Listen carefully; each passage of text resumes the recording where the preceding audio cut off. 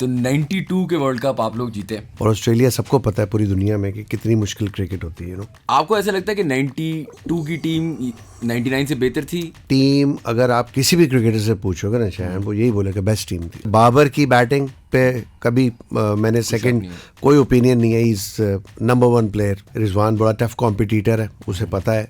और पिछले 5 साल में जिस तरह उसने परफॉर्म किया है और सरफराज की परफॉर्मेंस को बीट किया है उसने बैटिंग करने गया तो जब एंटर हुआ तो आवाज़ें लगनी शुरू हो गई, पर्ची पर्ची पर्ची। 1 घंटे के बाद वही आवाज़ें पर्ची से आजम में बदल गई। और शायद फ्रीदी ने भी थोड़ी सी क्रिटिसिज्म की थी कोटा ग्लैडिएटर्स की, कब क्या शॉट मार देंगे, कब क्या बात कर देंगे वो तो वो करते रहते। उनकी बातों को मैं बुरा नहीं मानता। South Shakeel didn't get to play मतलब 33 गेम्स कि जो फर्स्ट क्लास प्लेयर होता है वो हर फॉर्मेट की क्रिकेट खेल सकता है, बट अनफॉर्चुनेटली वो कुछ सर्कमस्टांसेस ऐसे थे कि उसकी 11 में जगह नहीं बन रही थी। Assalamu alaikum everyone and welcome to another episode of How Does It Work, a podcast by Pro Pakistani. हम अभी भी अपने कराची के स्टूडियो में and we have the biggest guest. He's a Pakistan cricket legend, the biggest wicket keeper we've ever had. Moin Khan साहब, thank you so much for being on the podcast. Thank you Shahan. अच्छा मोइन भाई, शुरू इससे करते हैं। जब मैं बच्चा था तो 90s क्रिकेट किड हूँ। तो 92 के वर्ल्ड कप आप लोग जीते और 92 में एक क्रेजी रन पे गए, जो बारिश होगी उस मैच में जहाँ इम्पॉसिबल लग रहा था जीतना। और फिर 99 था और 99 में हम ऐसा लग रहा था हार सकते ही नहीं है। आप लोग कैंप में क्या फीलिंग थी 92 में? आपको लोगों को कब लगना शुरू हो गया था कि जीत सकते हैं? और Was it very different in 99? मतलब फीलिंग्स कैसी थी 92 में? शायान, हमने जब टूर किया ऑस्ट्रेलिया का तो ऑस्ट्रेलिया के उस टूर के ऊपर पाकिस्तान की टीम में कोई 7 या 8 लड़के शायद फर्स्ट टाइम ऑस्ट्रेलिया टूर कर रहे थे। और ऑस्ट्रेलिया सबको पता है पूरी दुनिया में कि कितनी मुश्किल क्रिकेट होती है और इमरान भाई हमें 1 महीना पहले लेके गए थे वहाँ पे और इंटेंशन यही थी कि जाके प्रैक्टिस करेंगे और थोड़ा सा यूज टू होंगे, एक्लेमेटाइज होंगे और सब ठीक हो जाएगा। बट अनफॉर्चुनेटली हमारा कॉलेज से भी मैच हुआ, यूनिवर्सिटी से भी मैच हुआ, क्लबों से भी मैच हुआ, सारे मैच हारे और रच के मैच हारे। शैटर्ड हो गए थे, बिल्कुल कॉन्फिडेंस जो था बिल्कुल शैटर्ड हो गया था। लगता नहीं था कहीं से भी पता नहीं कि हम जीत पाएंगे कि नहीं। और फिर जब वर्ल्ड कप शुरू हुआ, ऑफ कोर्स पहले मैच में 10 विकेटों से हम वेस्ट इंडीज़ से हारे। और जो शुरू का पूल मैचेस थे हाफ ऑफ वर्ल्ड कप, सबको पता है कि हमारी क्या पोजीशन थी। 3 पॉइंट थे और बहुत बुरी तरीके से हारे थे और वो एक बड़ी फेमस हमारी मीटिंग हुई थी इमरान भाई की कैप्टन। हाँ जी बिल्कुल, कि ऑस्ट्रेलिया वाला मैच था और वहाँ सबको कह दिया था कि भाई ये तो अब आखिरी मैच है, ये तो डू और डाई है। और यहाँ हार गए तो हर बंदा अपना प्लान कर रहा था, जी मैं सिंगापुर रुकूंगा कोई कहता था कि मैं इंग्लैंड चला जाऊँगा, कोई कुछ कहता था कि मैं कहीं चला जाऊँगा। किसी का प्लान नहीं था पाकिस्तान आने का और जहनी तौर पर हार चुके थे, बिल्कुल लग रहा था क्लियरली हार गए। 3 पॉइंट। वो जो स्पीच थी इमरान भाई की, अब तो वो इतनी फेमस हो गई है, लेकिन उस मोमेंट में आपको लगा था कि वाकई हम शायद जाके जीत जाएंगे या आपने कहा चलो यार कह रहा है? जिस तरह इमरान भाई होपफुल थे क्योंकि हम मैच हार रहे थे कॉन्स्टेंटली, वो यही कहते थे कि हम जीतेंगे हम जीतेंगे हम जीतेंगे हम जीतेंगे, उतने डिटरमिन्ड थे। आई थिंक वो जो आखिरी मैच हुआ डू और डाई जो हमारा था, अगर वो हम ऑस्ट्रेलिया से वो मैच पर्थ पे हारते तो हम टूर्नामेंट से बाहर हो जाना था हमने। वहाँ पे वो मीटिंग हुई और उस मीटिंग के अंदर सबने ही कंट्रीब्यूट किया। इमरान भाई ने खुद भी सबसे पूछा कि यार अपने अपने व्यूज़ दो। कि जब आप कुछ कहते हैं तो आपके जहन में भी वो चीज़ बस जाती है कि यार अब आपने तो वर्ड्स दे दिए, अब आपको करना ही करना है। तो उससे बड़ा फ़र्क पड़ता है। जब आप यंगस्टर से ये कहलवाते हो ना उनके मुँह से कि भैया तुम्हारा प्लान क्या है, क्या करना चाहते हो, इस मैच को लेके तुम्हारे जहन में क्या चल रहा है, तो वो बड़ा एक फैक्टर था जिससे हमको खुद मोटिवेशन बहुत ज़्यादा मिली थी कि यार अब तो वर्ड्स दे दिए, अब तो करना ही पड़ेगा and we tried our best and we won that match. और उस मैच के बाद शायद ऐसी लगा कि बस अब हम कोई टीम हमें हरा नहीं सकती, बिकॉज कि ऑस्ट्रेलिया को और पर्थ के ग्राउंड पे हरा देना, पर्थ फास्टेस्ट पिच के ऊपर एक्सपेक्ट ही नहीं करता था कोई कि पाकिस्तान की टीम कोई ऑस्ट्रेलिया को ऑस्ट्रेलिया में मारेगी इस तरह वर्ल्ड कप के मैच में। उनके लिए भी बहुत बड़ा मैच था। ऑस्ट्रेलिया भी बाहर हो गई थी, आपको याद है। वेस्ट इंडीज़ हम जब न्यूजीलैंड पहुँचे तो हम उस वक्त भी वेट करते थे कि यार ये ऑस्ट्रेलिया न्यूजीलैंड का मैच, इसमें ऑस्ट्रेलिया और वेस्ट इंडीज़ का मैच, तो इसमें ऑस्ट्रेलिया जीत जाए तो हम क्वालिफाई करते हैं। लेकिन वो जो कॉन्फिडेंस आपने जिसकी बात की वो हमें ऑस्ट्रेलिया वाले मैच से मिल गया था। वो हमें ऐसे ही लग रहा था कि बस अब हमें कोई हरा नहीं सकता और वाकई यही हुआ। आपने देखा कि न्यूजीलैंड जब हम पहुंचे तो 2 मैच हमने न्यूजीलैंड को हराए, एक लीग मैच और एक सेमीफाइनल। बिल्कुल, और सेमीफाइनल में आपने वो छक्का भी मारा। हाँ जी बिल्कुल, हाँ। सेमीफाइनल में वो बिल्कुल छक्का तो लगा, लेकिन उस मैच से पहले आप देखें कि न्यूजीलैंड की टीम ने पूरी टीम को दुनिया की मारा हुआ था, यू नो, और we were the first one जिसने पहले क्राइस्टचर्च में हराया और फिर ऑकलैंड में हराया उनको। तो जो 92 में इंजमाम ने इनिंग्स खेली थी, उस टाइम पे ही वाज अ यंगस्टर, और आप at that moment did you see Inzamam, मतलब आप लोगों को अंदाजा था कि वो जाके आइड से हमारा सबसे बड़ा बैट्समैन है ऑफ ऑल टाइम? आप लोगों को पता था कि शहन जो मज़ेदार स्टोरी है वो ये है कि रात को, जिस रात को ये मैच था, उस एक रात पहले हमें नींद नहीं आ रही थी। तो मैंने 1-2 दफ़ा और भी टीवी चैनल्स के ऊपर ये वाक़या शेयर किया लोगों से। हम इंतखाब आलम साहब के पास गए और हमने रिक्वेस्ट की कि स्किपर हमें कोई नींद की कोई मसल रिलैक्सेंट कोई गोली दे ताकि नींद आ जाए। आई डोंट नो, कोई फिश ऑयल वाली उन्होंने गोली दे दी, वो हमारे जहनों से खेला, यू नो, और आई एम श्योर आज भी मुझे याद है वो नींद की कोई गोली नहीं थी। 12 उन्होंने दे दी, हम आके सो गए। रात को 3 बजे मेरी आंख खुलती है इंजी की आवाज़ से, और मैंने चेक किया, इंजी वॉज थ्रोइंग, लाइक उसको उल्टियाँ शुरू हो गई थी। 3 बजे के टाइम पे वॉमिटिंग शुरू हो गई, और फिर सुबह 8 बजे टीम ने निकलना था, और सुबह 8 बजे तक वो थ्रू आउट वॉमिटिंग करता, उल्टियाँ करता रहा। और फिर मुझे कहता है, यार खान साहब, कहता आप जाए इमरान भाई को जाके बोले कि मैं नहीं खेल सकता। मैंने कहा मैं बोल, मैंने कहा तू खुद बोल। मैंने कहा मैंने नहीं बोलना। डांट पड़ी थी यार, इतना खौफ था, इतना बड़ा मैच था, यू नो। और इंजी को through out world cup Imran भाई सपोर्ट करते हुए थे, ऑल्दो कि वो फेल भी हुआ था, लेकिन उनके जहन में था ये करेगा परफॉर्म, क्योंकि इंजी टैलेंटेड था, सबको पता था ये बात। और फिर इंजी जब गया और इमरान भाई को उसने बोला कि स्किपर मेरी तो तबीयत बहुत ख़राब है और वॉमिटिंग हो रही है, और गवाही दी मैंने उसकी। तो उन्होंने कहा अच्छा, कुछ 2 सेकंड का पॉज है, फिर कहता है अच्छा तुम फील्डिंग नहीं करना, तुम बैटिंग करें। वो लो, एनजी को तो ज़िंदगी मिल गई है सर। क्योंकि एनजी हमेशा फील्डिंग का जो था ना वो कहना चोर था। उसकी ख्वाहिश होती थी वो बैटिंग, और सईद अनवर का भी ऐसी था, सईद भाई भी बैटिंग के बहुत शौकीन थे। बहरहाल उसको नेचुरली आपको एक एनर्जी मिल जाती है, यू नो, जब आपके जहन में ये आता है कि आपने 50 ओवर फील्डिंग नहीं करनी। तो इंजी तैयार हो गया मैच खेलने, और वो फेमस मैच इंजी ने एक यादगार इनिंग खेली। And when I was sitting in the dressing room, Inzi was batting, तो आई वाज कॉन्स्टेंटली प्रेइंग के यार जब जीते तो अल्लाह मियाँ मैं पिच पे मौजूद हूँ, मैं मौजूद हूँ पिच पे। और इत्तेफाक की बात देखें, जब मैच ख़त्म हुआ तो मैं पिच पे जावेद भाई के साथ खेल रहा था, मौजूद था। That was wonderful memories. And आपके करियर में मज़े की बात यह है कि एक, मतलब आप थे और राशिद लतीफ़ थे, तो 92 में आपके लिए, आई थिंक 96 में वो खेले, फिर 99 में आपके लिए, और एक कॉन्स्टेंटली राइवलरी सी थी।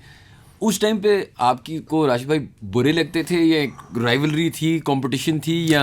यार बुरे लगते तो थे। फीलिंग आती थी, ऑफ कोर्स आती थी फीलिंग, वो नेचुरल होता है ऑफ कोर्स आपका competitor, but at the same time बड़ा मज़ा ये आता था कि आपको जान मारनी पड़ती थी। अच्छा, उससे फिर ये सेंस डेवलप होता था कि यार आपको बहुत ज़्यादा मेहनत करनी पड़ेगी, यू नो, तभी आप अच्छे हो सकते हैं, तभी आप सस्टेन कर सकते हैं। अच्छा, राशिद मेरे 2 साल बाद आए थे टीम के अंदर। आई केम इन द टीम इन 1990, और राशिद 92 में इंग्लैंड टूर, वर्ल्ड कप के बाद जो इंग्लैंड टूर था उस पर आए थे वो टीम के अंदर, यू नो। तो वो 2 साल वैसे तो मुझसे जूनियर है, लेकिन जब आए और उन्होंने इतनी ज़बरदस्त परफॉर्मेंसेस दी तो उसके बाद मैं बाहर हो गया। तो वो मुझे एक बेचैनी शुरू हो गई, यार मैं तो अभी नंबर 1 विकेट कीपर था, पाकिस्तान का वर्ल्ड कप जीता हुआ सब कुछ, और इतनी लाइमलाइट पे एकदम मैं बाहर हो गया टीम से, और मैं खेल नहीं रहा। तो वो एक सेंस डेवलप हुई कि नहीं यार मेहनत करनी पड़ेगी भाई अब तो। और वो कंपटीशन है, आप दोनों को पुश किया, और वो एट द एंड बड़ा हेल्दी कंपटीशन रहा हम दोनों का। जब भी, और आप दोनों लेजेंड्स ऑफ द गेम, अल्हम्दुलिल्लाह। और जब भी खेले तो यही सोच के खेले, चाहे वो खेला या मैं खेला, यार जगह नहीं देनी। हाँ, जगह नहीं देनी तो अल्टीमेटली ये कि परफॉर्मेंस होती थी वो पाकिस्तान को फ़ायदा होता था। और मैं इस पर नहीं कमेंट करूंगा बेहतर कीपर कौन था, वो सब तो आपसे बड़े सवाल हुए। मैं आपसे सवाल ये पूछना चाह रहा था कि स्लेजिंग आप दोनों में से बेहतर कौन करता था? एक विकेट कीपर का बड़ा काम है ना, दूसरे बैट्समैन को तंग करना। स्लेजिंग बहुत रेयर करते थे, और जब भी की है लोगों को इसलिए सुनाई नहीं दी क्योंकि मेरा माइक पे पैर होता था। जिनको सुनाना होता था उन्हीं को सुना रहा होता था। मैं सुना सकते हुए कुछ ऐसी एक वाकया तो मैं सुना सकते हैं आपको जो बड़ा मजा आया किसी को तंग करते हुए, कोई बैट्समैन?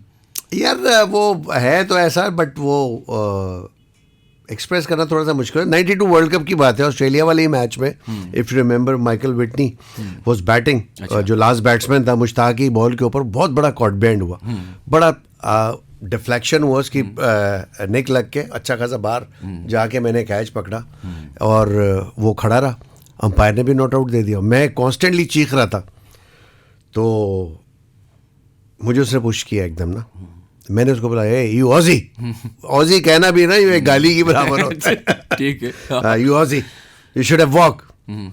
अच्छा वो नहीं किया, उसने वॉक, उसने मुझे पुश किया, तो अब वो मेरे मुंह में उस जो भी अंग्रेजी में आ रहा था मैंने खैर बका, शुक्र है माइक नहीं था, और इमरान भाई उधर से चीख रहे कि बस करो, छोड़ दो, ख़त्म करो, नहीं दिया आउट तो हो जाएगा आउट, अभी बहुत रन पड़े हैं, यू नो, इस तरह करके। लेकिन वो इतना बड़ा कैच, मुझे सबसे ज़्यादा खार ये थी मुशी की बॉल और मेरा कैच, यू नो, बड़ी फेमस विक्ट्री होनी थी उसके हैंड पे, क्योंकि वो बड़ा वाइटल मैच था ऑस्ट्रेलिया वाला हमारा, तो उस पर वो बस बहुत ज़्यादा गुस्सा चढ़ गया था मुझे। वो वाहिद ऐसा मौका था जहाँ पे थोड़ी सी आपस में, हाँ बिल्कुल हो गई थी, और धक्का दिया दोनों को। फिर पहली दफ़ा विटनी को भी और मुझे भी उस मैच में वर्ल्ड कप का पहला फाइन था, जो दोनों को $250 फाइन हुआ और हमें पे करने पड़े थे।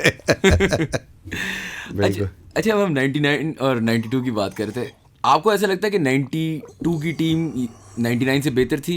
If you were to player for player, शायद 99 यार 99 की टीम अगर आप किसी भी क्रिकेटर से पूछोगे ना, शायद वो यही बोलेगा बेस्ट टीम थी, उससे अच्छी टीम फॉर्मेशन हो ही नहीं सकती थी यार। जिस टीम के अंदर वकास यूनुस 11 में नहीं था, मुश्ताक अहमद 11 में नहीं था, सलीम मलिक 11 में नहीं था, यूसुफ 11 में नहीं था, तो आप सोचें वो बाकी जो 11 थी वो क्या टीम होगी, you know, it was outstanding team. तो sir on the day of the final in 1999 आप लोगों को मतलब डिड यू व्हाट हैपेंड, और आपको फील हो रहा था, did it feel different in 92 and 99? यार हमें टू बी ऑनेस्ट जिस तरह का हमने प्रोग्रेस किया था उस पूरे वर्ल्ड कप के अंदर, हमें तो ऐसा लग रहा था कि हमें कोई बीट नहीं कर सकता, यू नो, ओवर कॉन्फिडेंट हो गए थे, मुझे लगा फाइनल में ऐसा, but not over confident, slightly ज़रूर होगा, बट जैन मेनली वहाँ लोग बहुत बोलते हैं जी आप लोगों को बैटिंग नहीं करनी चाहिए थी। मैं तो आज भी बोलता हूँ नहीं, बैटिंग बिल्कुल ठीक की थी, परफेक्ट डे था, परफेक्ट पिच थी, ऑल्दो के एक दो दिनों से बारिश ज़रूर हो रही थी,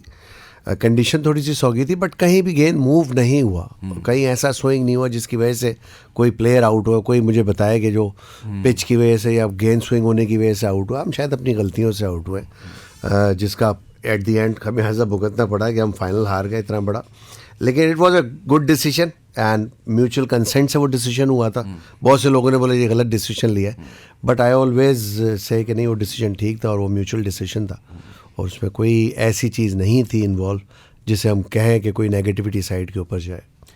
और वसीम भाई आपके बड़े अच्छे दोस्त भी हैं, आपकी अब तो एक बहुत फेमस रिलेशनशिप है उनके साथ, how is he different as a captain to Imran भाई? मतलब इन दोनों में सिमिलैरिटीज़ क्या थी और डिफरेंसेस क्या थे? आई थिंक सिमिलैरिटी इमरान भाई का और हमारा जो मेन डिफरेंस था ना, वो एज का बहुत ज़्यादा डिफरेंस था, और फिर नेचुरली उनकी एक बहुत रिस्पेक्ट भी बहुत ज़बरदस्त थी, हमेशा रही है।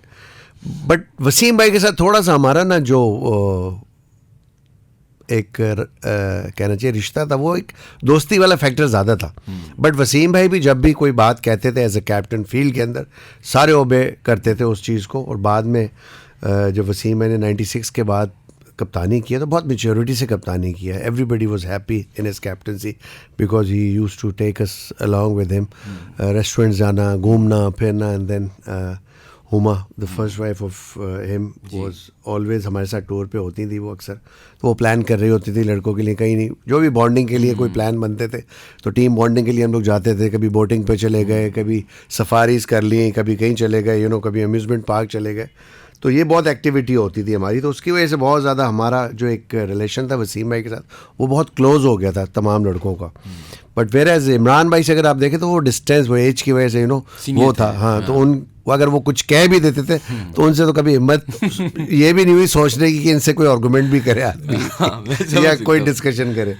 और जब आप कैप्टन बने shortly thereafter, Asia cup भी आप जीते, ऑब्वियसली एक अनफॉर्चुनेट वो कराची में टेस्ट का इशू हो गया था, लेकिन वो तो चले लाइट की वजह से था, लाइट नहीं था मेरे कैरियर के, क्योंकि I was the first captain and from Karachi, you know, बहुत इमोशनल है मेरे लिए। आपकी गलती तो नहीं है ना वो, अगर बट हाँ वो थोड़ा सा मेरा ख्याल है कि अंपायर्स की थोड़ी सी उसके अंदर नेग्लिजेंस ये थी कि हम आफ्टर सनसेट यानी मगरिब के बाद रमज़ान के दिन और अफ्तारी के 10 मिनट के बाद तक मैच होता रहा और हम मैच हारे, क्या हो सकता है इसका? जी हाँ, बट एनीवे बहरहाल how did you enjoy captaincy? आप do you think you were more a captain, like आप इमरान, वसीम, आप इन सब कैप्टन्स के लिए खेल चुके थे, so did you try to model of them, या आपने कहा मैं जिस तरह हूँ? मैंने हमेशा कोशिश की है मैं टीम को लेके चलूँ, बिकॉज कि मैंने अंडर 16 से कप्तानी की है शयान, तो I was groomed as a captain, तो थोड़ा सा आइडिया था, आइडिया कह लें आप, ये कहना कि नहीं मुझे पता था या बहुत ज़्यादा समझ थी, ऐसी बात नहीं है। बट जब आप किसी चीज़ के लिए ग्रूम होते तो वो आपकी नेचुरल इंस्टिंक्ट बन जाती है, आपके अंदर आ जाती हैं चीज़ें।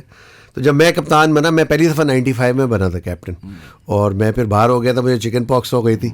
हम शारजा में थे, लेकिन उसके बाद जब मैं दोबारा बना तो मैं बनना नहीं चाहता था टू बी ऑनेस्ट, क्योंकि वसीम भाई के होते हुए मैं कतन ये नहीं समझता था कि मैं कभी कप्तानी भी करूंगा, because he was the best captain. थी आप लोगों के बीच में जब वो कैप्टनसी सॉर्ट ऑफ आपको मिली थी, कुछ इस तरह था? ऐसा हुआ था कि मुझे कॉन्स्टेंटली 1 साल से कहा जा रहा था आपने कप्तानी करनी है, और मैं मना कर देता था क्रिकेट बोर्ड को हमेशा। और जिस वक्त ये 99 वाला वर्ल्ड कप हम हारे थे, तो उसके बाद आई वाज कॉल्ड कि भाई आपने कप्तानी करनी है, और मैंने बड़ा ब्लंडली मना कर दिया। मैंने कहा वसीम भाई खेलेंगे, पहली बात तो ये वो टीम में है कि नहीं है, तो उन्होंने बताया टीम में नहीं है। मैंने कहा टीम में नहीं है तो फिर तो कोई फ़ायदा नहीं, ना कप्तानी करने का ना खेलने का, बिकॉज के इतना बड़ा लेजेंड जो अभी तक फिट है, खेल सकता है, यू नो, और उसको इस तरह डिसरिस्पेक्ट करे। तो माई स्टांस वॉज वेरी क्लियर, मैंने बोला कि मैंने नहीं खेलना, और मैंने खेलना तो मैं उनकी कप्तानी में खेलूँगा। बहरहाल मुझे बड़ा कन्विंस किया गया, बहुत सारी बातें की गई, और फिर मैंने एक शर्त रखी, मैंने कहा हाँ वसीम भाई अगर टीम में होंगे तो फिर मैं कप्तानी करूँगा। क्योंकि वसीम भाई से बात की? जी, वसीम भाई से बात की, वसीम भाई को मैंने मनाया, उनके घर गया मैं कि आपने खेला। वो नाराज़ थे क्योंकि उनको फजूल में ड्रॉप करते, यू नो, अभी करियर ख़त्म नहीं हुआ आपके, एक सिर्फ वर्ल्ड कप की, वो भी finalist number 2 of the world team, उसके कप्तान को आप ये बिल्कुल कोई बात ना करें और हटा दें टीम से, यू नो, वो अच्छी बात नहीं होती, डिसरिस्पेक्ट। अगर आप अपने ही कोलीग्स की रिस्पेक्ट नहीं कराएंगे तो आपकी भी एट द एंड रिस्पेक्ट नहीं होती। तो एक बड़ा क्लियर स्टांस था। फिर वसीम भाई को मैंने मनाया, फिर मैंने बात की, वसीम बारी साहब चीफ सेलेक्टर थे, वो भी मान गए। वसीम भाई मेरी कप्तानी में, आपको याद है कि उस फेमस टूर पे थे जहाँ पे हम कोको कोला कप जीते शारजा में, then we went to West Indies में हम ODI कप जीते, वहाँ भी ट्राई नेशन था हमारा, वो जीते। Then we went to Asia cup जीते। जी, I was 9th Asia cup, और जो कभी तक पाकिस्तान ने जीता नहीं था, तो पहली दफ़ा हम जीते। एंड वसीम भाई का कंट्रीब्यूशन थ्रू आउट पूरे टूर पे रहा। फेमस वेस्ट इंडीज़ में स्पेल 13 ओवर का स्पेल शायद उन्होंने अपनी कप्तानी में नहीं किया हो, जो मैंने प्यार मोहब्बत से उनको पुश करके मना लिया किया। तो आई वॉज वेरी हैप्पी उनको उनके साथ रह के खेल के, क्योंकि मैं हमेशा वसीम भाई से मशवरा करता था, और वसीम भाई ऑलमोस्ट मेरी जगह कप्तानी वही कर रहे होते थे, और मैं बहुत हैप्पी होता था कि कप्तानी करें, क्योंकि आपको फुल हेल्प मिलती है। और ये किसी भी एक कैप्टन का यही आर्ट होता है कि अपने प्लेयरों से आपने किस तरह काम लेना है, यू नो। तो वो अल्हम्दुलिल्लाह ग्रूम्ड हुआ था मैं इस तरह, तो मुझे थोड़ा बहुत आइडिया था। तो सर अब आप आते हैं करंट टीम पे, थोड़ा सा समझने के लिए। आपने कैप्टन अच्छे देखे, हमारे सबसे अच्छे देखे, आप खुद इतने बड़े कैप्टन, और आपने अभी बात की वर्ल्ड कप के बिल्कुल बाद वसीम भाई के साथ जो हुआ, बाबर आजम की कैप्टनसी, सिर्फ चलिए आखिरी वर्ल्ड कप ना लें, वो तो it is what it is, लेकिन अगर आप पूरा देखें उनका स्पेल, आपको कैसा लगता है, how did he perform as a captain? Babar, I don't know, Babar का मुझे नहीं लगता कोई ऐसा बैकग्राउंड था कप्तानी का, बट इसने वॉट एवर जो उसने डिलीवर किया, आई थिंक एवरेज वाइज आप देखेंगे तो आपके सामने नंबर्स आ जाएंगे, वो अब 50 ही होगा, आपको मिलेगा यकीनन। बट बहुत दफ़ा ऐसे देखा टाइमली जो डिसीजन होने चाहिए थे वो नहीं लेता था, वो थोड़ा सा वेट करता था कि चीज़ें खुद ब खुद नहीं होती, आपको थोड़ा सा प्रेशर डालना पड़ता है, टैक्टिक्स डिफरेंट करनी पड़ती हैं, आपको दिखाना पड़ता है, यू नो, फील्डर्स ऊपर लेके थोड़ा सा एग्रेसिव मोड नज़र आना चाहिए, वो चीज़ नज़र नहीं आती थी। वो वेट करता था कि यार चीज़ हो जाएगी तो ठीक है, यू नो।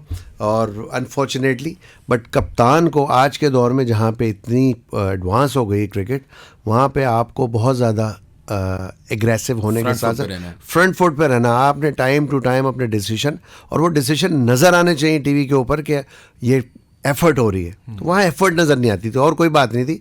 अदर बाबर की बैटिंग पे कभी मैंने सेकंड कोई ओपिनियन नहीं है, इज़ नंबर 1 प्लेयर, टेक्निकली भी उसको देख के मज़ा आता है। वो जब बैटिंग कर रहा होता है मैं तो बैठ जाता हूँ, सब कुछ छोड़ के टीवी के आगे बैठ के उसकी बैटिंग देखता हूँ, you know, is a wonderful player. या बिल्कुल।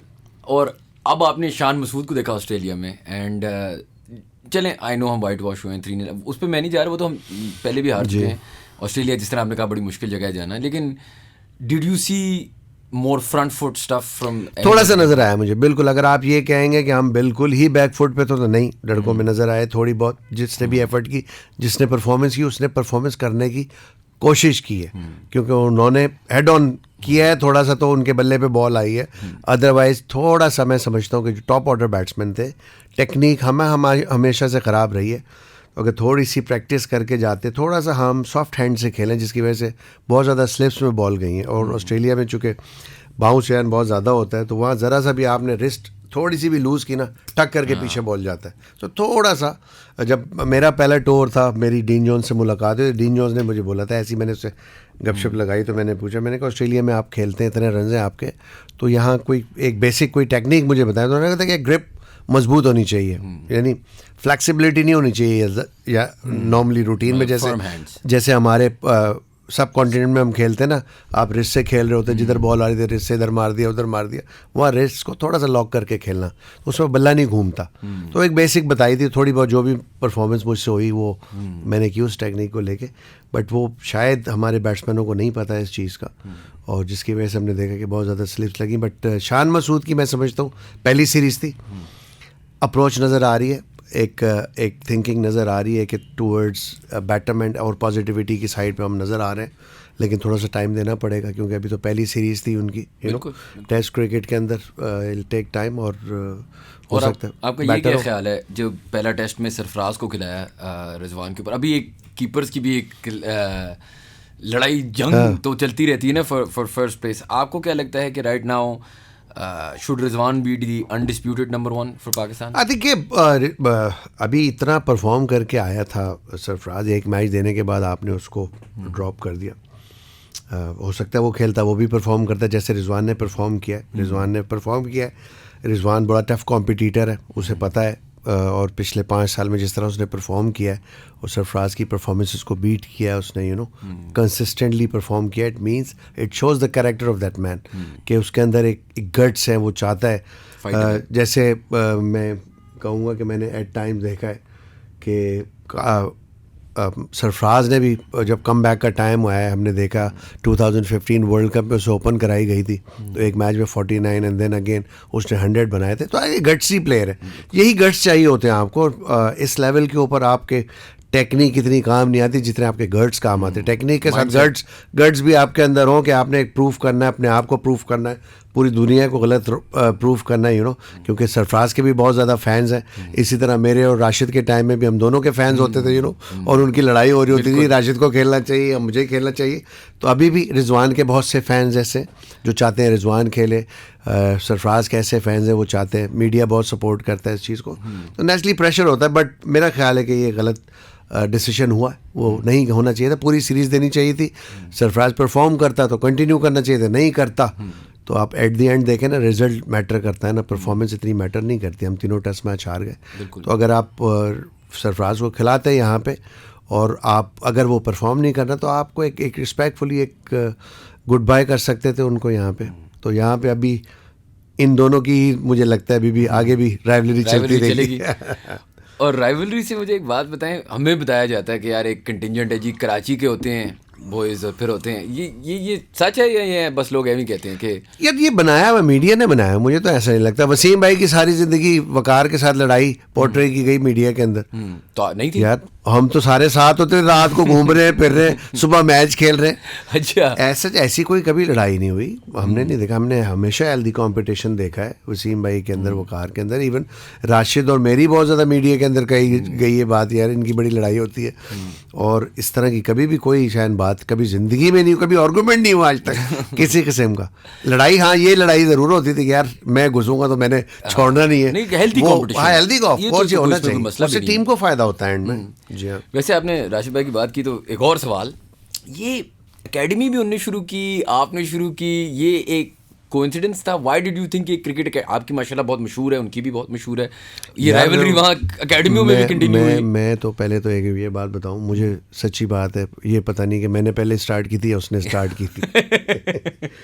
मैंने 2003 में स्टार्ट कर दी थी। अच्छा, अब मुझे नहीं पता राशिद ने कब किया है, नहीं लेकिन ये तो बहुत मशहूर एकेडमीज भी हैं ना पाकिस्तान जी की। बिल्कुल। और मैं तो अभी भी जो मेरा ब्रेड एंड बटर कह लें आप, वो मेरी एकेडमी है। मैं वहाँ होता हूँ, वहीं टाइम देता हूँ, वहीं बैठता हूँ, और बहुत फ्लरिश हुई है एकेडमी। ऑल्दो कि थोड़ा सा मुश्किल ये है कि इस रीजन से, डिफेंस के रीजन से प्लेयर निकालना मुश्किल है काम, क्योंकि यहाँ पे हम थोड़ी सी मेहनत करा देना बच्चे भाग जाते हैं, थोड़े से कमज़ोर हैं बच्चे, क्योंकि मेंटली भी फिजिकली भी, क्योंकि जो डिफेंस है बाहर से निकल के जो थोड़ा सा रीजन है उसमें थोड़े से टफ बच्चे होते हैं, उनको कम फैसिलिटीज़ हैं लेकिन वो हार्ड वर्कर है और मेंटली भी इसीलिए वो स्ट्रांग है। यहाँ पे थोड़े से गोल्डन स्पून के साथ पैदा होते हैं तो मुश्किल होता है। यहाँ से मेरी एकेडमी से कहेंगे तो सिर्फ आज़म ऐसा प्लेयर है जो अभी तक इस टीम से निकले, वो हमारे फर्स्ट क्लास तक गए, अंडर 19 तक बच्चे ज़रूर गए, but rivalry in the sense मेरे जहन में कभी भी नहीं है। अब बस काम करना चाहिए, मैं तो ये बोलता हूँ, जिससे एट द एंड फ़ायदा मुल्क को या हमारी नई जनरेशन को वो काम बेहतर होते हैं। बिल्कुल। आपने आज़म की बात की, इज़ इट ट्रू कि आपका बेटा क्योंकि मैंने एक पॉडकास्ट देखी थी जिसमें वो बात कर रहे थे कि वो राशिद लतीफ़ की एकेडमी गए थे, वो कॉन्वर्सेशन कैसी थी, वो क्यों गए उस एकेडमी में और आपकी एकेडमी? वो राशिद को तो लाइक करता है, बहुत ज़्यादा लाइक करता है। हाँ, अच्छी बात है, बिल्कुल। मैं खुद बहुत लाइक करता हूँ। Rashid was a wonderful wicket keeper, बहुत ही सॉफ्ट हैंड विकेट कीपर थे, और आज़म भी बहुत ज़्यादा उनको लाइक करता है, आज़म भी पसंद करता है, मैं भी पसंद करता हूँ। जो फैक्ट है वो फैक्ट है, तो इसमें कोई ऐसी बात नहीं है। एज अ फादर मैं कभी इस बात को मैं कभी भी बुरा नहीं समझता कि यार मैं अपने बच्चे की पसंद पे तो नहीं हावी हो सकता ना, अगर उसको कोई चीज़ पसंद है। इनफैक्ट उसे भी पता है कि मुझे बहुत पसंद है राशिद, तो हम दोनों ने बहुत बहुत हेल्दी कंपटीशन टाइम्स गुजारे हैं और बहुत मज़ा आया अपने कैरियर के अंदर। और आज़म के साथ, आपके बेटे के साथ आपको कैसे फील होता है? क्योंकि बड़ा एक प्रेशर, एक शैडो है, वो ही is a wicket keeper batsman, your wicket keeper batsman, वो स्वीप पे छक्के मारता है आपसे, सो उसके लिए ना एक शैडो है। और फिर उसके साथ ऑब्वियसली देखें, जो बंदा नेपोटिज्म की बातें तो आती हैं, जब एक आपके पास क्रिकेटर वालिद साहब होते हैं, फिर पर्ची और इस तरह की चीज़ें।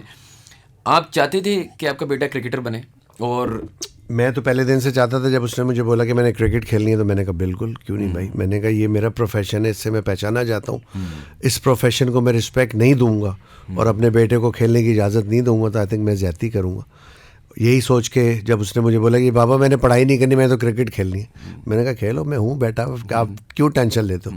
लेकिन फिर खेलना ऐसी प्रोफेशनल कि टॉप पे जाओ बेटा, फिर कम्पीट करना है आपने, और हमेशा उसको यही गाइडेंस दी है मैंने, क्योंकि मैंने खुद बहुत हार्ड क्रिकेट खेली है, बहुत कंपटीशन से खेली है क्रिकेट, तो वही मैं गाइड करता हूँ उसको और वही बताता हूँ। जहाँ पर्ची की बात रही, नेपोटिज्म की तो बात होती रहती है, मैं कभी बुरा नहीं मानता। बात यह है कि आज़म के हाथ में बैट है, हाथों में ग्लव्स हैं, उसने उससे जवाब देना है। यही समझाता हूँ कि बस परफॉर्म करते रहो, लोग तुम्हारे खुद दीवाने हो जाएंगे। और माशाल्लाह आज पाकिस्तान टीम में अब तो आ गया, सेलेक्ट हो गया माशाल्लाह, लेकिन नहीं भी था तो लोग फैंस हैं। मैं जहाँ भी जाता हूँ, मोइन खान को छोड़ के लोग या उसकी वालदा से सिर्फ यही बात करते हैं, आज़म कहाँ है, आज़म कहाँ है, आज़म से मिलवाए।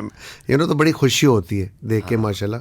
पूरे मुल्क का ही फेवरेट है, और जिस तरह वो खेलता है, जिस तरह बड़े बड़े छक्के मारता है, तो आजकल की तो क्रिकेट आपको पता है बच्चे फॉलो ही छक्के करते हैं। नहीं, T20 सेंसेशन है ना, मतलब स्पिनर्स को जिस तरह जिस वक्त वो PSL में गया कराची वाले मैच में, वो खेल रहा था जो मैच कोयटा ग्लैडिएटर के लिए, बैटिंग करने गया तो जब एंटर हुआ तो आवाज़ें लगनी शुरू हो गई, पर्ची पर्ची पर्ची।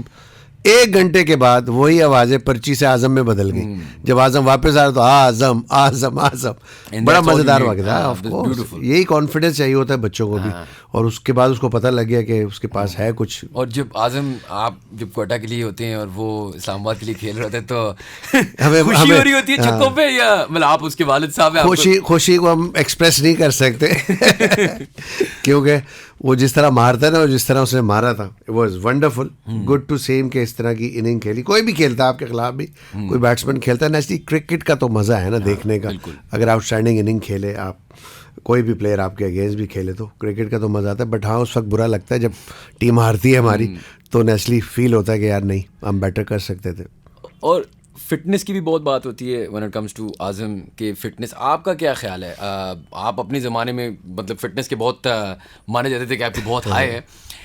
Is it critical to be a world class cricketer, to be physically fit? And आपकी कभी आज़म से बात हुई है? आज़म से बहुत दफ़ा बात हुई है, लेकिन अब आज़म ने बड़ा सीरियस लिया हुआ है आजकल। तो पिछले 3 महीने से मैं देख रहा हूँ वज़न भी अच्छा खासा कम किया है, बहुत सीरियसली लिया हुआ है। और सबसे अच्छी बात यह है, PCB ने, सेलेक्टर्स ने उससे डायरेक्ट बात की पर्सनली, उसने उनको बताया कि भाई आज़म, आपको हम फ्यूचर में देख रहे हैं पाकिस्तान टीम में, तो आप अपने आप को थोड़ा सा ठीक करें, बेहतर करें।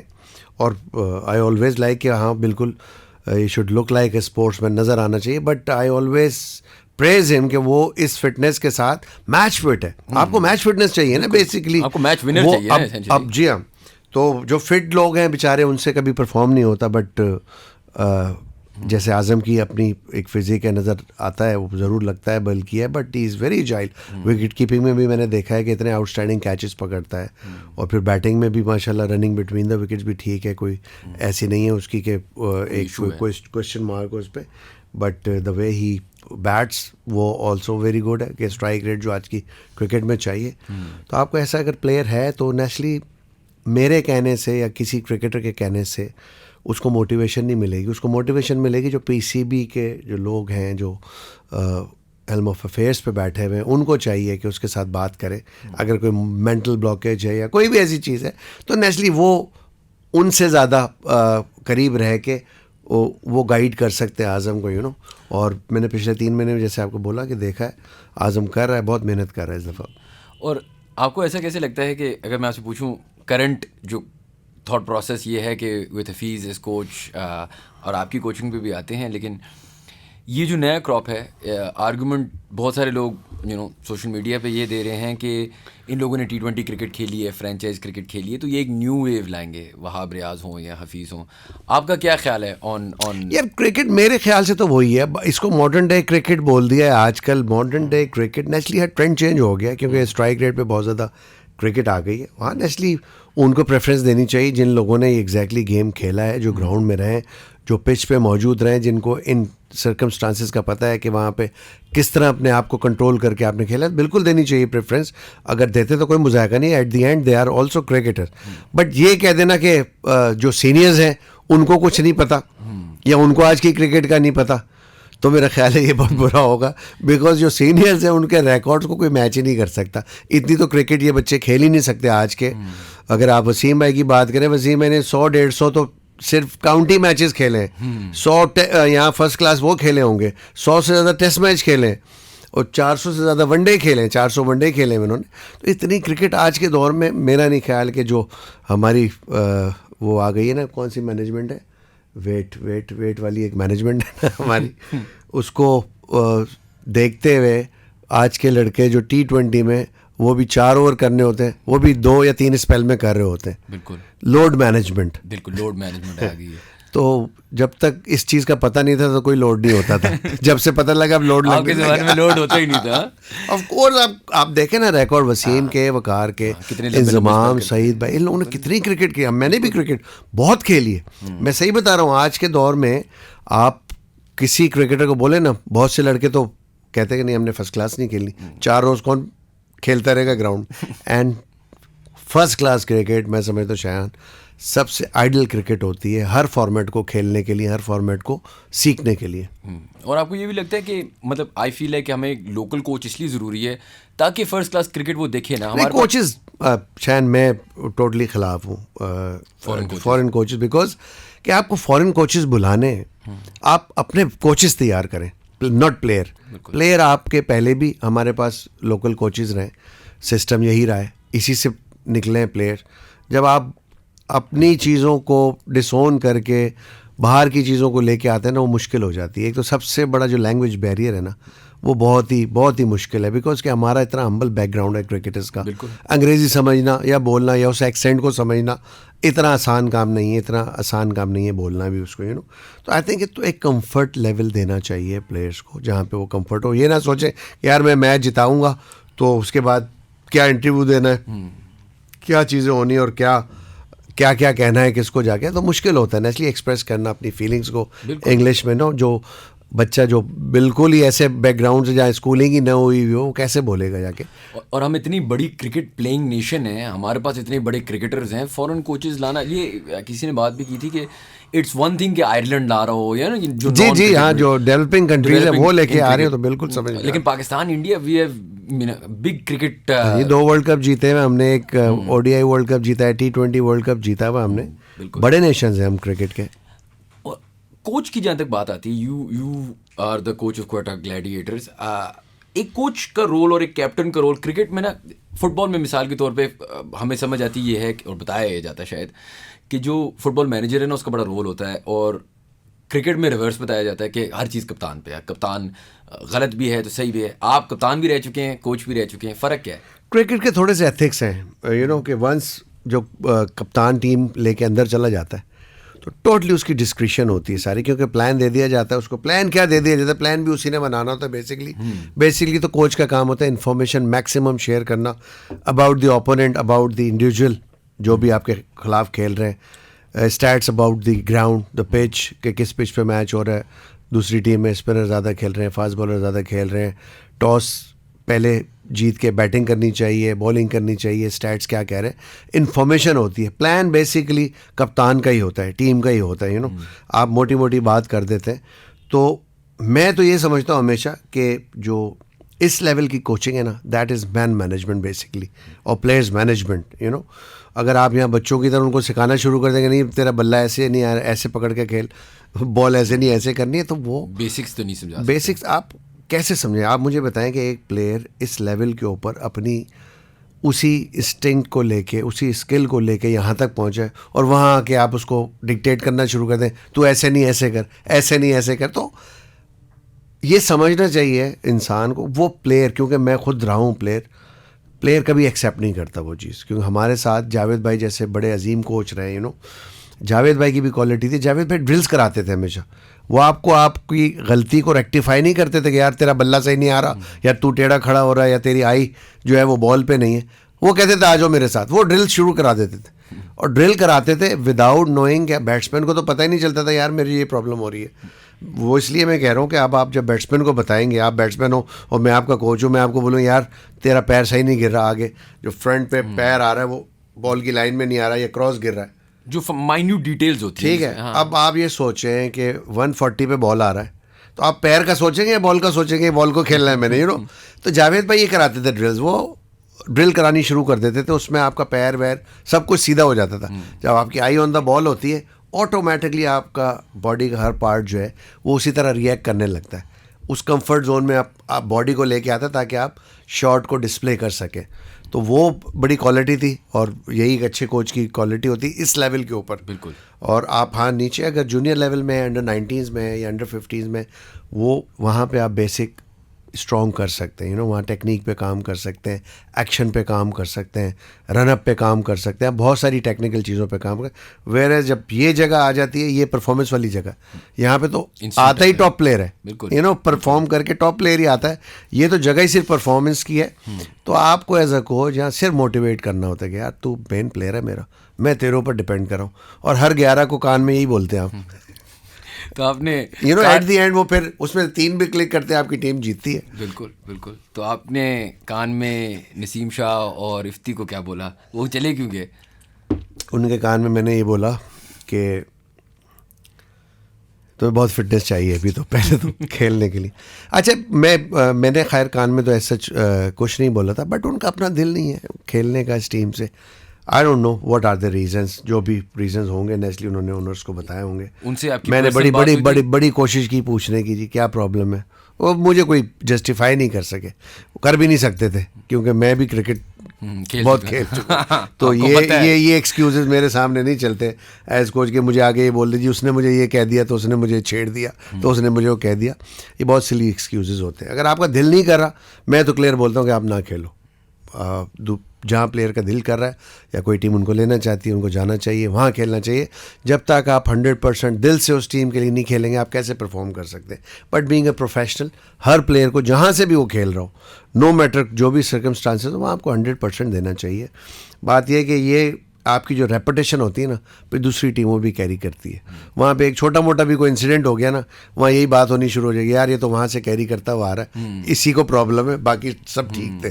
तो प्लेयरों को थोड़ा सा कॉन्शियस करना चाहिए। और शायद अफरीदी ने भी थोड़ी सी क्रिटिसिज्म की थी कोटा ग्लैडिएटर्स की। ही सेड के you know it's not a well run या प्रोफेशनल क्लब। इस पे आपको क्या ख्याल है? यार बात यह है कि आप शाहिद भाई को तो बहुत अच्छी तरीके से जानते हैं। शाहिद भाई को तो मैं बहुत अच्छी तरह जानता हूँ। उनके कमेंट्स भी उनकी बैटिंग की तरह होते हैं, जिस पे बिल्कुल भरोसा नहीं होता, कब क्या शॉट मार देंगे, कब क्या बात कर देंगे वो। तो वो करते रहते, उनकी बातों को मैं बुरा नहीं मानता, बट कोशिश करते हैं उससे कुछ अच्छी चीज़ निकालें और अपने आप को बेटर करने की कोशिश करें। बिल्कुल। और एक आखिरी sort of question related to Quetta gladiator, Saud Shakeel didn't get to play, मतलब 33 गेम्स उसने सही ट्वीट भी किया था. सिलेक्ट शाहिद शकील को किस बेसिस पे किया जा रहा था, and do you think he is just not a T20 cricketer, और where do you think he lacks? यार ये तो कहना बहुत बुरी बात होगी किसी ऐसे क्रिकेटर के लिए जिसने इतना परफॉर्म किया हो, यू नो, ऑल्दो के इस T20 फॉर्मेट में इतना परफॉर्म नहीं किया, बट क्रिकेट में परफॉर्म किया है उसने. फर्स्ट क्लास में परफॉर्म किया है, टेस्ट में परफॉर्म किया है. एंड आई ऑलवेज से कि जो फर्स्ट क्लास प्लेयर होता है वो हर फॉर्मेट की क्रिकेट खेल सकता है. बट अनफॉर्चुनेटली वो कुछ सर्कमस्टांसेस ऐसे थे कि उसकी 11 में जगह नहीं बन रही थी. अब एक प्लेयर की मैं समझ रहा हूँ जगह नहीं बन रही, कप्तान समझ रहा है जगह नहीं बन रही, टीम के सीनियर प्लेयर समझ रहे हैं जगह नहीं बन रही, कैसे उसको चांस दे देंगे आप ये बताएं ना मुझे. अब वो जितना मर्जी अच्छा हो, बट उन सर्कमस्टांसेस में उसकी अगर चांस नहीं बन रही तो क्या कर सकते हैं, मजबूरी है. तो इसी वजह से उसको बेचारे को नहीं खिलाया. वॉज अनफॉर्चुनेट, बट जहाँ खेलता है वो अभी उसने रिसेंटली परफॉर्म किया, अच्छा परफॉर्म किया, definitely will get chance this time इंशाल्लाह ताला. PSL में उसको मिलेगा इंशाल्लाह. अच्छा, अब PSL से हट के मैं आपसे और ज़्यादा आपका और टाइम नहीं लूँगा, बस थोड़े से जल्दी सवाल पूछता हूँ. आपकी फेवरेट बॉलिंग स्पेल किसी भी पाकिस्तानी बॉलर का क्या होगा? फेवरेट बॉलर आपका वसीम अकरम ही होगा. वसीम भाई, वो बिल्कुल. वसीम. लेकिन आपका फेवरेट स्पेल क्या? आप कीपिंग कर रहे हैं और एक बंदा, इट कुड बी शुएब, यार इतने सारे स्पेल हैं, मुश्ताक, इतने सारे स्पेल हैं. मैंने तकरीबन 69 टेस्ट मैचेस के अंदर कीपिंग की हुई, उसमें बड़े बड़े स्पेल्स आए वसीम भाई के, वकार के, इवन शोएब अख्तर ने की है, एंड देन मुशी ने बड़े बड़े फेमस स्पेल्स किए हैं, एंड सकलैन मुश्ताक वो फेमस वाला इंडिया.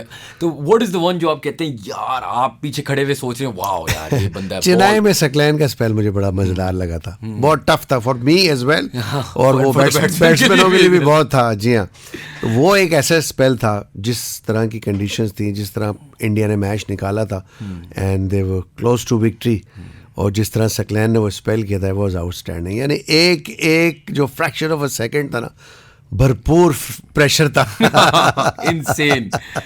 अच्छा, और आपकी फेवरेट बैटिंग परफॉर्मेंस दूसरे एंड पे? तो आपकी खुद भी मैं पूछता हूँ, लेकिन आप बैटिंग कर रहे हैं और आपके साथ कोई खेल रहा है और आप कह रहे हैं उफ यार आज सईद अनवर, सईद भाई की इतनी खूबसूरत इनिंग्स हैं, इंजमाम की आउटस्टैंडिंग इनिंग है. मुझे मज़ा आता था इंजमाम के साथ खेलने का, क्योंकि इंजमाम मैं नॉन स्ट्राइकर पे खड़ा होता तो पहले से बता देता कि अब मैं शॉट कम मारूंगा. मुझे बड़ा, मैं एंजॉय करता. इतनी कमांड थी उसको, वो पहले से बता देता. पहले से बता देता, खान साहब इधर मारूंगा, दुक्का भागना है. उन्हें अपनी फिक्र होती थी रन आउट की. मैंने कहा तू मेरी फिक्र नहीं कर, मैं पहुंच जाऊंगा, अब तूने रन आउट नहीं होना, तूने अपनी विकेट बचानी है. तो वो इसी वजह से मेरे साथ बहुत ज़्यादा कॉन्फिडेंट होता था, क्योंकि मैं उसको बड़ा क्लियर बोलता था. मैंने कहा रन आउट जहाँ हो रहा होगा ना, मैंने कहा मैं विकेट अपनी सेक्रीफाइस करूंगा, तू टेंशन ना ले, तू अपना बस. हाँ, तो वो मुझे पहले बता दे, इधर तैयार रहना, उधर तैयार रहना, इधर मारूंगा. तो दुक्के हम इसी तरह लेते थे. तो इनजी की बहुत सारी ऐसी नहीं है, स्पेशली इंडिया के खिलाफ बहुत बड़ी बड़ी उसने इनिंग्स खेली. बड़ी मशहूर है जिसमें वो मैं जो बच्चा था उसने आखिरी बॉल पे चौका मारा था इंडिया में. आई थिंक 2007 है, ये 8 है, कुछ इस तरह. खैर उनको जिसमें पता नहीं था कि आखिरी बॉल पे उनको 4 है. उन्हें एक इंटरव्यू बाद में दिया था जो मैं देख रहा था. खैर काफ़ी इंटरेस्टिंग था. आपको सबसे मुश्किल बॉलर नॉन पाकिस्तानी जिसको आपने कभी फेस किया? मुझे कोर्टनी वॉच बहुत ख़तरनाक है. उसने 2 दफ़ा मेरे हाथ पे बॉल मारी हुई है. एक दफ़ा इधर मारी थी, एक दफ़ा इधर मारी थी, और इवन एक दफ़ा बिशप की इधर मुंह पे लगी थी बॉल. बट कोर्टनी वॉच बहुत डिसेप्टिव था, बहुत मुश्किल बॉलर था, चाहे वो नई बॉल हो या पुराना बॉल हो. एक तो हाइट, फिर वो जिस तरह उसका एक्शन था, थोड़ा सा ला के बॉल क्रॉस द सीम मारता था तो वो सीधी या तो बाहर निकलती थी या सीधी पसलियों की तरफ आती थी ना, तो जान निकल जाती थी. कोर्टनी वॉच. अच्छा, and who is the best wicket keeper of all? मतलब मैं आपको थोड़े से एग्जांपल्स देता हूँ. गिलक्रिस्ट हो सकता है यार, गिलक्रिस्ट आप हो सकते हैं. नहीं, मुझे ईन हेली एज विकेट कीपर बहुत पसंद रहा है. राशिद एट टाइम बहुत पसंद रहा है मुझे. Kiran More, Ian Healy was my one of the most favourite wicket keeper. But जो परफॉर्मेंसेज अगर मैं देखता हूँ ना as a wicket keeper batsman, Adam Gilchrist मुझे हमेशा बहुत ही अच्छा रहा, और MS धोनी बिल्कुल आउटस्टैंडिंग दोनों. इवन एज ए कैप्टन तो धोनी था ही था. धोनी ने तो रेवोल्यूशन देखे, धोनी तो इंडियन क्रिकेट के अंदर रेवोल्यूशन लेके आया है. वो उसने सारी उनको टॉप क्रिकेट जिता दी है. उसने इंडिया की टीम को कहाँ से उठा के कहाँ से उनका frame of mind he change कर दिया. नो, आई स्टिल रिमेंबर कि इंडिया का फ्रेम ऑफ माइंड इस तरह का नहीं होता था.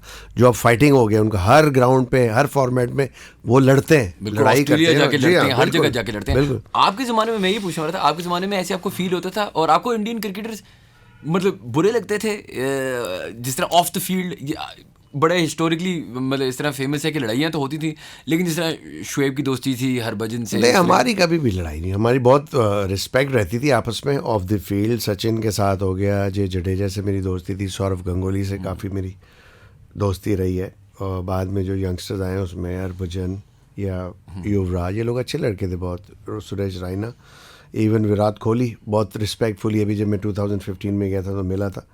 तो कभी भी इंडियंस के साथ हमारी ऑफ द फील्ड कभी भी हुई नहीं, बट हाँ इन फील्ड तो बहुत ही होती थी, बहुत बहुत फड्डे होते थे और बड़ी बड़ी तड़ियाँ दी जाती थी। कभी ऐसा होता था कि वापस होटल पहुंचे तो तड़ियाँ का नहीं होटल के नहीं, बाउंड्री के बाद सब खत्म हो जाता था, बाउंड्री के अंदर होता है, सिर्फ झकावा होता है, वो हर क्रिकेटर करता है, ऑस्ट्रेलियंस बहुत ज़्यादा करते हैं कि तुम्हें बॉल मार देंगे, ये कर देंगे, वो कर देंगे, वो उसमें यही होता है कि आप डर जाते हैं तो फिर आप आउट भी हो जाते हैं ना फिर, तो वो बेसिकली बाउंड्री के अंदर ही होता है, बाउंड्री के बाहर कभी भी एज सच मैंने कभी नहीं देखा कि कभी किसी की कोई लड़ाई हुई हो। कोहली बेहतर प्लेयर है कि Tendulkar?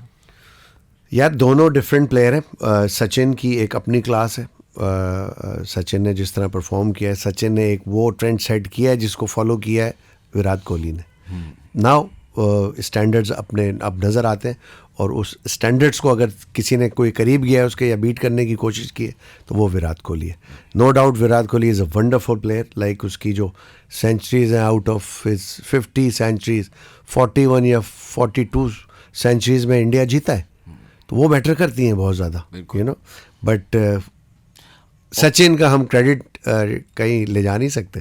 I think he was the trend setter, and also he played that era na where there was Shane Warne, अच्छा ऑफ कोर्स, बिल्कुल वसीम अकरम, टॉप बॉलिंग दुनिया की टॉप बॉलिंग। वो एरा खत्म हो गया यार मुझे लगता है वो एरा ख़त्म इस वजह से हुआ बिकॉज T20 क्रिकेट में वेरिएशंस बहुत आ गई हैं, यू नो, अब वो कन्वेंशनल बॉलिंग, वो टिपिकल फास्ट बॉलिंग, और वो शेन वॉर्न जैसा लेग स्पिनर, मुरलीधरन जैसा right arm off spinner, Anil Kumble जैसा बॉलर, यू नो, ये टॉप बॉलर्स थे, इनको कोई फेस करता था, जितना बड़ा दुनिया का बैट्समैन हो वो सोचता था।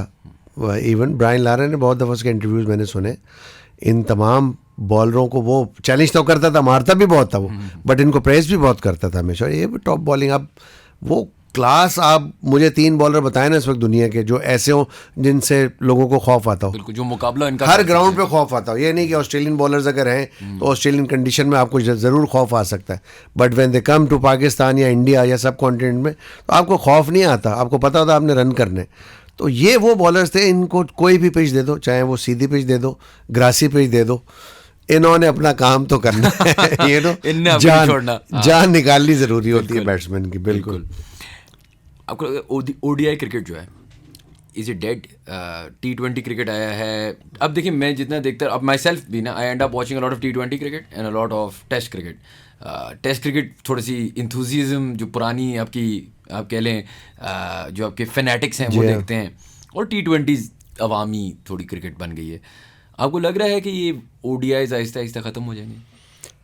यार ODI में अभी पिछले दिनों जब हम वर्ल्ड कप की ब्रॉडकास्ट कर रहे थे उसमें सजेशन आए थे डिफरेंट, वसीम भाई ने भी कहा था, कुछ 1-2 सजेशन मैंने भी दिए थे कि आप इसको कोशिश करके थोड़े से ओवर्स कम कर दें, बहुत लंबा हो जाता है वनडे क्रिकेट, यू नो, अगर 40 ओवर्स तक आ जाए, 10 ओवर्स माइनस हो जाए, तो एटलीस्ट वो जो फैक्टर T20 में नज़र आता है तेज़ खेलने का, एंटरटेनमेंट का, बाउंड्रीज़ का, तो वो थोड़ा सा और मेंटेन हो सकता है। और बिल्कुल जिस तरह 60-50 जी हाँ, बात यह है कि टाइम टू टाइम लोगों के पास कम टाइम है, यू नो, तो वो चाहते हैं छोटी क्रिकेट देखना, but test cricket no doubt सबसे, अगर क्रिकेट की खूबसूरती है तो वो तो टेस्ट क्रिकेट है, यू नो, वहाँ हर चीज़, and that's why it's called test, वो हर चीज़ का टेस्ट होता है, यू नो, तो वो उसकी क्लास अलग है, वो उसको नहीं छेड़ना चाहिए, टेस्ट क्रिकेट को नहीं छेड़ना चाहिए। और ODI को हाँ एक कोशिश करनी चाहिए, इसको अगर थोड़ा सा शॉर्ट कर दे, 40 ओवर्स तक कर दे, तो मज़ा आएगा और एंटरटेनमेंट आएगी। चलिए मोइन भाई, थैंक यू सो मच। आखिरी सवाल, सॉरी मैं पूछना पड़ेगा, अब सामने वर्ल्ड कप है जी, T20 का इन वेस्ट इंडीज़ अमेरिका में जो है, पाकिस्तान जीत सकता है और जीतेगा? पाकिस्तान T20 में बहुत अच्छी टीम है, पाकिस्तान के पास जो टैलेंट है, मैं समझता हूँ अगर टीम अच्छी फॉर्म हुई और जिस तरह भी प्रिपरेशन की है, यंगस्टर्स को भी डाला है, अभी साइम अयूब को भी लेके गए हैं T20 के अंदर, आज़म को लेके गए हैं, एटलीस्ट दे आर प्रिपेयरिंग, नज़र आ रहा है, सब प्रेज़ कर रहे हैं इस चीज़ को, बट कंसिस्टेंटली थोड़ा सा चांस देना पड़ेगा वर्ल्ड कप से इन बच्चों को, ताकि इनको थोड़ी सी और प्रेशर को कोप अप करना आ जाए, ताकि वर्ल्ड कप जो वेस्ट इंडीज़ और अमेरिका में देखें, वेस्ट इंडीज़ में सबको पता है पिचेस इतनी अच्छी नहीं होती, मुश्किल पिचेस हैं, और अमेरिका में नई पिचेस होंगी तो मुश्किलात तो होंगी, तो उसके लिए प्रिपेयर कराना, इनको मेंटली भी प्रिपेयर करना, पहले से मुश्किल कंडीशंस में अपने आप को प्रैक्टिस करना, तो ये बहुत ज़्यादा करना पड़ेगा। और यंगस्टर्स ही मैं समझता हूँ अगर एनर्जी डाल सकते हैं तो यंगस्टर पे थोड़ा सा भरोसा करना पड़ेगा। यहाँ पे कम से कम 5-6 यंगस्टर टीम के अंदर डालें ताकि वो एक एनर्जी क्रिएट करे टीम के अंदर। और मैं उम्मीद कर सकता हूँ जितना पाकिस्तान में टैलेंट है तो Pakistan can be champion again इंशाल्लाह। सर न्यूजीलैंड को सेमीफाइनल में आजम इस्तीफा छक्का मार के, अल्लाह करे जी, है कोई हिस्ट्री रिपीट ये हो कोई जाए, खूबसूरत चीज़ हो जाएगी। चलें, थैंक यू सो मच, बड़ा मज़ा आया आपके साथ। Wonderful. Thank you guys for watching. If you enjoyed our content, please do subscribe to our channel and we'll see you for the next podcast.